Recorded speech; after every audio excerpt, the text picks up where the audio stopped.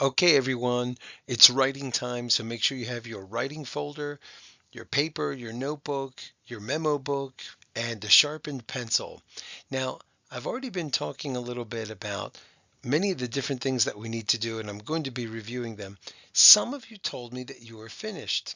Actually, you're not finished because I haven't told you yet how to end your book, and that's what we're going to talk about today. So, of course, I have to go over all of these steps to make sure you are with me. We're finishing our experiment. Many of you have already finished, and you all should be finished. And we wrote about it in our composition book first, and then on nice paper. Then we thought of a topic that we know a lot about and subtopics, and we wrote them in our memo book. We used that information to make a table of contents. We're writing our draft, our practice writing, in our composition books and elaborating. So no one should be going directly to the nice paper. Then we're using transition words and expert words to elaborate, to give more information. We are using like or as to make comparisons to things that our readers will understand.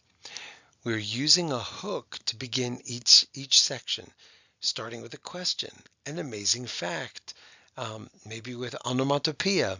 All of these things were talked about in recent videos. And today we're going to talk about writing a closing because it's so fun to put all this information, all the things we know into a book. We have to be sure we know how to end it. And we cannot ever, ever, ever use the end or goodbye or thank you. Those are not endings to books. Okay, not for these kinds of books.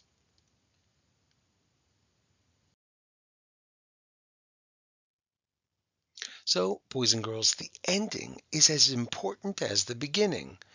What we want to do is write a closing to let the reader know the book or the topic is over.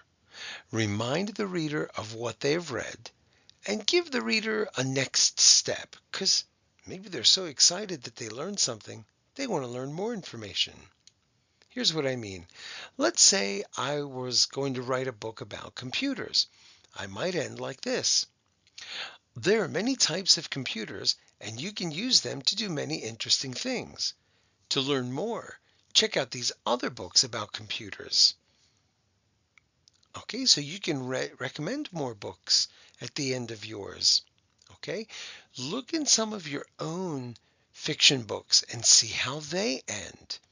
Maybe you'll find a good idea there. Now, you shouldn't copy exactly what they do, but you can get an idea of maybe how to end your book.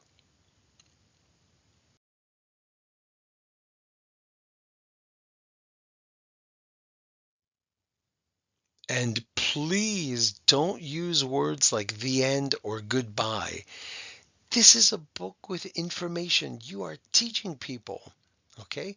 So let's give them a nice, strong closing and nothing cute and first grade-ish. We're second graders now, and we're teaching people what we know. All right, boys and girls, I know I've been talking a lot about writing, and I hope that you've been writing as much as I have been talking. So follow your table of contents. Make sure you start each section with a hook, okay? And make sure when it's time for the ending, give your readers something to think about. Remind them of what they just read and maybe make a suggestion at the end. And look at other books and see how those end. That's it for now, boys and girls. Keep up the hard work and have a great day.